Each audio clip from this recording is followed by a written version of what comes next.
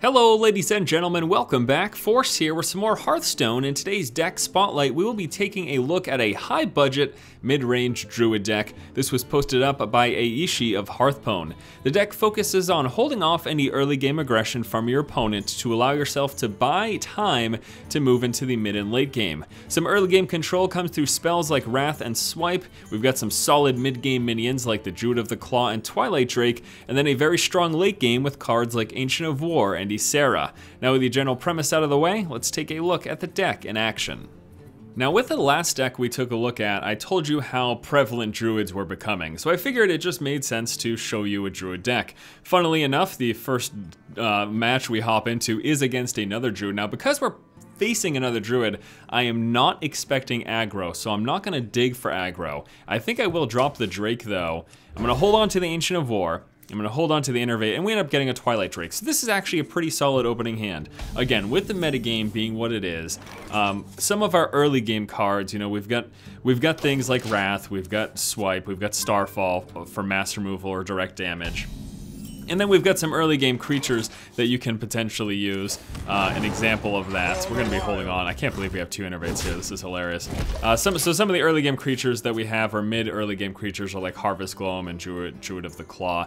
But yeah, since I'm playing another Druid, I'm anticipating that he is also mid to late game, so holding on to my late game cards sort of makes the most sense. And I am just gonna sit on this even further. Yeah. Don't want to dump my hand. I'm just going to sit on this stuff. We're going to keep poking away at his health.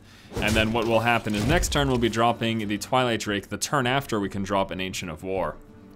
With thanks to one of our Innervates here. So very strong mid and late game. Early game, basically just sprinkling enough cards to try to deal with aggro Warlock decks. Maybe some aggro Paladin decks that are running around. Stuff like that. And actually, he might be playing the exact same deck, hilariously enough. So my big concern right here is if he is sitting on a Keeper of the Grove, then we might see a silence into a trade like this. But if he doesn't have a Keeper, then we've got a nice big old 4/7 here to deal with his creatures, or just to keep swinging at his face. That's an option for us as well. This should be very, very interesting. I feel like this might be, it's not an identical mirror matchup, although, because I'm not playing with Novice Engineers. But one of the few early game creatures that this deck has, which is the Harvest Golem, is also here in the opponent's deck. But, you know, Harvest Golem is such a universally strong card right now that's seen in not only aggro decks, but also in late game focused decks like these Druid ones. Okay, so he is definitely playing a different style. I don't have the Shield Masters either, so this will be very interesting. We'll have to see how this all goes down. There is an Ysera. 5, 6, 7, 8, 9. We could drop Ysera right now. We could really drop Ysera right now. However, oh boy, I don't know. I'm really considering it, but the other thing I'm considering is just going for him. You know what? We're not gonna do it quite yet. Because he's got 3, 4, 5, 6. Actually, that wouldn't even be close to enough to finish this thing anyways. So yeah, you know what? Let's go all out. Let's just do it, huh? Let's just go crazy and drop a turn 5 Ysera. Because we can. You know what I mean? Because we can. We're gonna damage him there. That way, if he attacks into the 4/12, that will end up killing him off. Otherwise, it wouldn't have. So there's our dream card. Wow. Actually, this is an amazing dream card to have. Because he's got a bunch of board right now. And I don't know, he could be playing a much more mid-range focus. So that's gonna be 2 damage, or the silence. Looks like it's gonna be the silence. I still have, okay? I still have a big 4/12 in play, and I got the Ysera's Awakening, which is rather significant. And actually, is he really going to ignore? Oh, I kind of really hope he ignores my 4/4. Because what I will do, this is gonna be very interesting. I'm very interested to see what he plans to do here. Ysera's Awakening might be a good play next turn, though. Alright, so that's not going to end up living. So we can hold on to Ysera's Awakening. There's no reason to do it at the moment. Now, the one thing I wonder is I don't know if the Faceless Manipulator, if it copies the silence or if it copies the base creature. That is one thing I don't know. I'm going to take a chance, though, that it copies the base creature and not the silence. Oh, it copies the silence. Well, that makes me sad. Oh well, we still have a 4/12 in play. Now knowing that, that was a misplay. It copies the creature exactly is, I guess, basically the way to look at Faceless Manipulator. And actually, I should have known that because I know that it copies. I did know that it copies damage effects and stuff like that. But still, a 4/12 sitting in play isn't a bad thing. It isn't a bad thing at all. All right, so what we're gonna do here is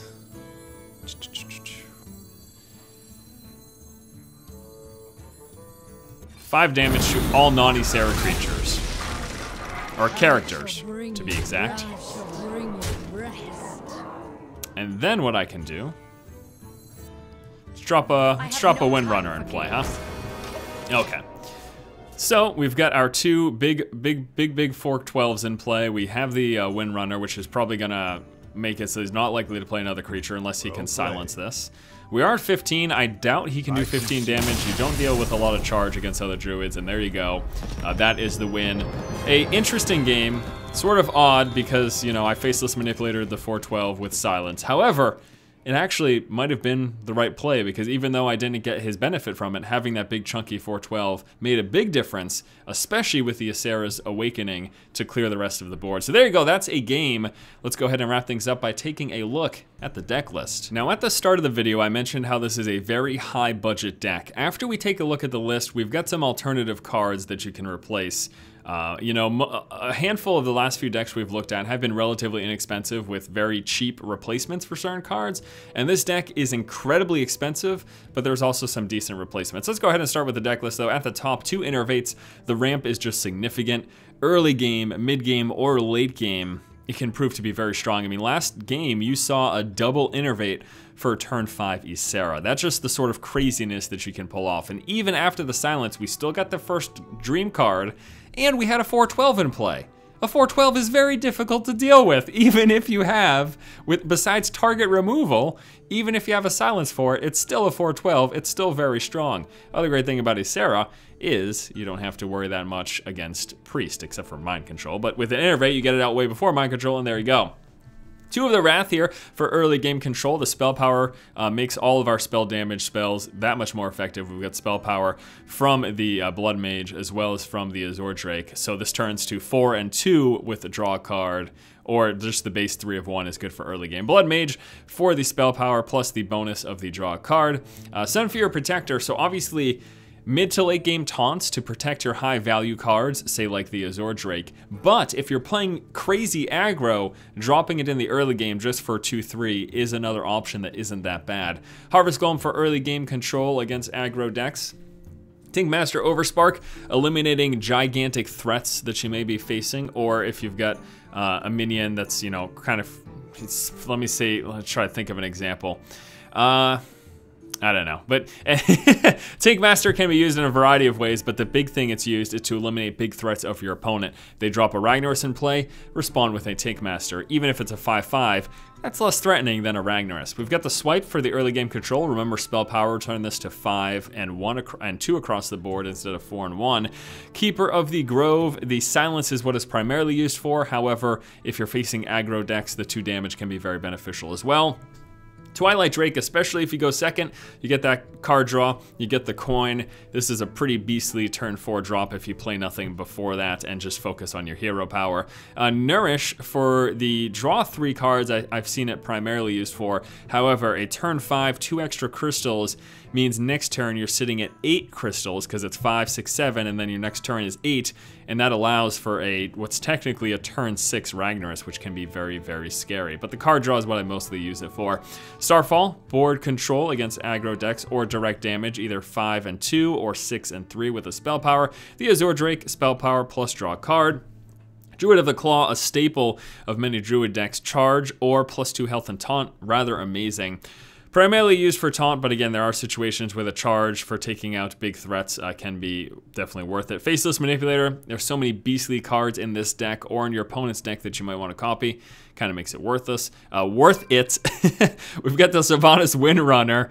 Obviously, it's just in every deck that can run legendaries. Ancient of Lore for the card draw or the extra health. If you're playing against aggressive decks, you might need to top your health off. Otherwise, a good late game card draw plus a 5/5 body. Ancient of War, this game wins against aggro decks. If you can buy yourself time to get this in play, having a 10 health taunt creature is just the biggest pain in the butt for, like, say, a aggro warlock. Ragnaros, because it's Ragnaros and it's amazing, and Ysera for the same reason. So super high budget. Let's talk about some of the replacements. Bloodmage Thalnos, that could be easily replaced with a Kabbalah Geomancer. Ancient of War, this is a card, it's the epic, but you could replace this with a Sunwalker. In fact, the original deck from Aishi ran Sunwalkers. So instead of having this epic, that's a rare, and Sunwalker in some situations is arguably better, especially against a more priest-heavy metagame.